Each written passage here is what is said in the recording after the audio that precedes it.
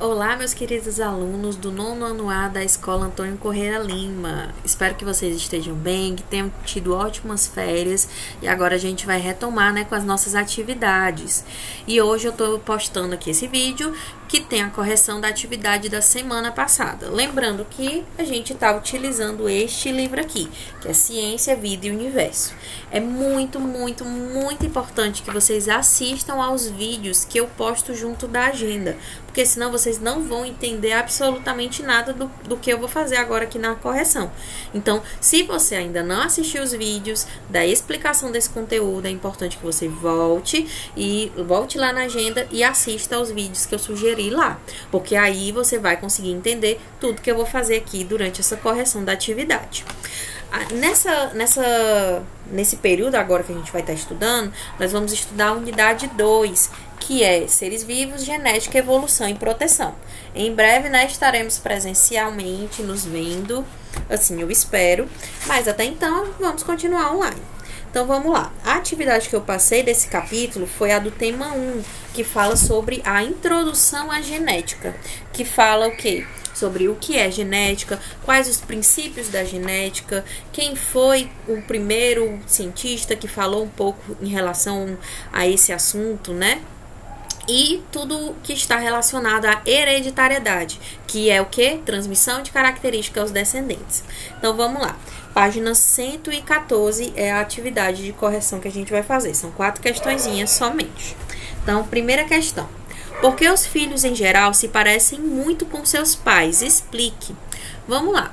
Quando nós observamos as nossas características, nós observamos características tanto dos nossos pais quanto das nossas mães. E isso acontece por quê?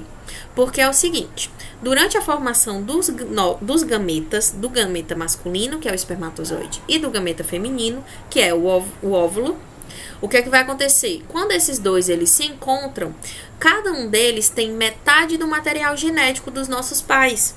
E essa metade do material genético, quando esses dois se encontram, eles vão formar um novo indivíduo, que vai ser fruto da união desses dois materiais genéticos. E aí a gente vai ter o material genético completo. Agora vamos à resposta desta questão. É o seguinte, olha só, é bem grandinha, Por causa da hereditariedade, que consiste na transmissão das características de uma geração para outra, isto é, dos pais para os seus descendentes. Então, a hereditariedade ela é importante por causa dessa transmissão de características, É a herança genética que nós vamos receber dos nossos pais. As características de uma pessoa estão codificadas em seu material genético. Qual parte do nosso material genético tem o código de todas as informações de como vai ser o nosso corpo, a cor dos olhos, cor da pele, nossa altura, textura do cabelo, enfim, tudo isso é no nosso DNA, onde tem todas essas informações. E as características, elas estão codificadas no DNA, cuja transmissão ocorre por meio dos gametas. É o que eu expliquei, O gameta masculino, o espermatozoide, e o gameta feminino. Os gametas, eles são produzidos por meiose. O que é essa meiose? Meiose é o processo de divisão da célula. A célula ela pode se dividir de duas formas, por meiose ou por mitose. Por meiose, a gente tem uma célula que vai ser produzida com metade do material genético. E por mitose, eu tenho células que são produzidas como cópias. Elas são idênticas àquelas que a gerou. Na meiose, a gente tem a produção de 4 células filhas. Na mitose, a gente tem a produção de 2 apenas. A gente já estudou isso no capítulo anterior. E contém metade do conjunto cromossômico dos indivíduos que os produziram. Então, é metade desse material genético, que é chamado de conjunto cromossômico. Na fecundação, que é o encontro desses gametas, o zigoto passa a ter um conjunto cromossômico completo. Metade dele proveniente do pai e o outro proveniente da mãe. Então, vai ter todo o seu material genético completinho. Por isso, os filhos podem ter características tanto do pai quanto da mãe. Por causa disso. Por causa dessa combinação entre os genes. Claro que algumas pessoas vão puxar mais para o pai ou mais para a mãe, mas isso acontece porque algumas características elas são dominantes em relação a outras, que é o que a gente vai aprender nas questões 3 e 4. Segunda questão. Em seu caderno, relacione os termos com os conceitos. Vamos lá. Gene. Qual é o conceito que se relaciona com o gene? É o conceito que está no item C. Segmento do DNA que contém informações que podem codificar uma característica. Então vamos lá. O nosso DNA, ele é uma fita que tem várias informações sobre a gente, certo? Sobre as características do nosso corpo. Essas fitas, elas são formadas por nucleotídeos, que são partes de moléculas químicas, né, que vão se unindo, e essas uniões, elas vão gerando os códigos para as nossas características. O gene nada mais é do que uma parte desse DNA, um segmento dele, que vai ter essas informações que vai gerar a característica. O segundo, que são os alelos. Os alelos se relaciona com o item D, que diz formas de um mesmo gene que condiciona determinada característica. Então, os alelos, eles vão ser o mesmo gene em um outro cromossomo que vai codificar aquela característica. Próximo, o genótipo. O que é o genótipo? Ele está relacionado com o E, que é a constituição dos alelos de um indivíduo, ou seja, os genes, está ligado à característica genética daquele indivíduo. O fenótipo, que é o 4, ele está relacionado com o A, que é conjunto de características observáveis em um indivíduo. Então, o fenótipo é como que o genótipo vai se expressar. Então, se eu tenho um genótipo que vai codificar que eu tenho olhos castanhos, qual é o fenótipo? O fenótipo é eu ter olhos castanhos, certo? O quinto, homozigoto. Homozigoto se relaciona ao item F, que é genótipo de alelos semelhantes. Então, os homozigotos, eles têm alelos semelhantes. Então, quando vocês estudaram, né? Quando vocês assistiram o vídeo, vocês viram que esses alelos semelhantes, eles são representados por letras iguais. Então, podem ser representados por letras maiúsculas, quando são dominantes, ou por letras minúsculas, quando são recessivos. E o heterozigoto, ele é a junção desses alelos que são diferentes, né? Então, o item 6 se relaciona com o B, que é genótipo formado por alelos distintos. Então, um heterozigoto, ele é formado por alelos que têm diferentes formas. Então, a gente teria aí provavelmente com a letra maiúscula e o outro com a letra minúscula. E aí, por ser heterozigoto, ele tem essas diferenças, né? Um dominante e um recessivo. Vamos à terceira questão. A presença ou a ausência de chifres em bovinos está relacionada a um par de alelos, Czão e Czinho. O alelo Czão é dominante e sua presença no genótipo resulta em animais sem chifres, também chamados de mochos. O alelo Czinho é recessivo e sua presença no genótipo resulta em animais com chifres. Sabendo disso, responda. A. Quais os possíveis genótipos de bovinos mochos, ou seja, sem chifres? Vamos lá. Quando a gente analisa aí a terceira questão, ele me dá algumas informações nesse texto. Primeiro, ele diz que toda vez que tiver o Czão, significa que aquele boi, ele não vai ter chifres, ele vai ter os chifres ausentes. E toda vez que ele tiver apenas e somente o Czinho, que é um alelo recessivo, o chifre vai estar presente. Então, o que é que a gente já pode ver? Toda vez que tiver o Czão, a gente vai ter a ausência de chifres. E toda vez que tiver o Czinho, a gente vai ter a presença de chifres. Mas para esse Czinho se expressar, ele não pode ter um gene dominante. Então, quais são as possíveis combinações que tem entre esses genes aqui? Eu posso ter um Czão, posso ter um Czinho e posso ter uma combinação entre os dois, que é um Czinho. Quando eu tenho esse alelo dominante, Czão, o alelo recessivo, ele não se expressa. Então, o que é que vai acontecer? Os genótipos que vão dar a característica da ausência de chifres são todos os que têm Czão. Então, é o genótipo Czão e o Czinho. Aí a gente já responde o item A. No item B, quais os possíveis genótipos de bovinos com chifres? É esse último aqui, né, da tabela, que é o Czinho, que é quando o recessivo, ele tá somente, né, uma combinação entre dois recessivos. Então, é o Czinho. Item C. Indique os genótipos homozigoto dominante, homozigoto recessivo e heterozigoto, relacionando cada um ao fenótipo que expressa. Então, vamos lá. Olha só. O Czão, a gente já viu que ele gera ausência de chifres. Só que ele é o quê? Ele tem dois alelos dominantes, e eles são iguais. Então, é homozigoto. Quando são iguais, é homozigoto. E os dois são dominantes. Então, é homozigoto dominante, que vai ser igual à ausência de chifres. Agora, aqui, ó, eu tenho um dominante e um recessivo. Alelo dominante e alelo recessivo, eu tenho aí um indivíduo heterozigoto.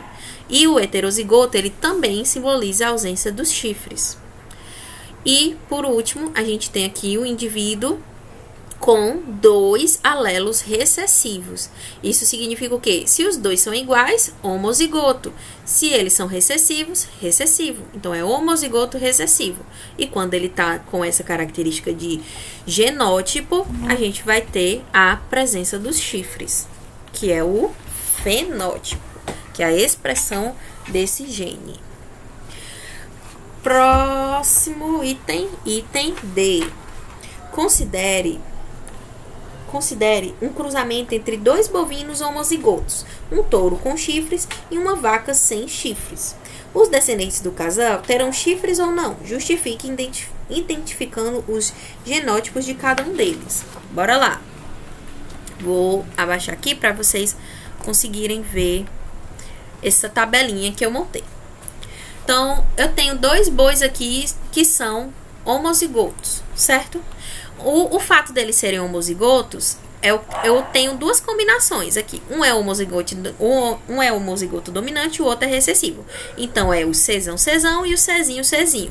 Pronto. Aí, aqui eles estão representados nesse quadro aqui, que é chamado de quadro de Punnett.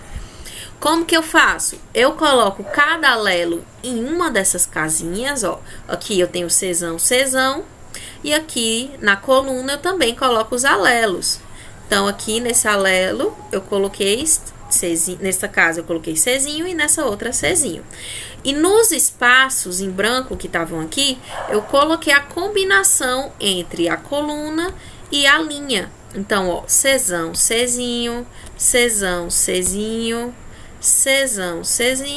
e Czinho. Todo mundo vai ser heterozigoto.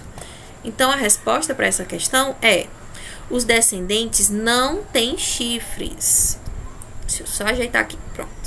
Os descendentes não terão chifres, porque os indivíduos com chifres têm genótipo Czão. E o indivíduo sem chifres tem genótipo Czinho. Desculpa, aqui é o contrário. Aqui, no caso, é genótipo Czinho, que é o indivíduo com chifre, e o indivíduo sem chifre é o Czão, tá? Corrijam aí. Uma vez que ambos são homozigotos. Então, por serem homozigotos, eles vão gerar descendentes heterozigotos, que é o Czão. Essa é a resposta da terceira questão. E vamos à última, quarta questão. Analisando também a transmissão de outras características das ervilhas de jardim, além da altura da planta,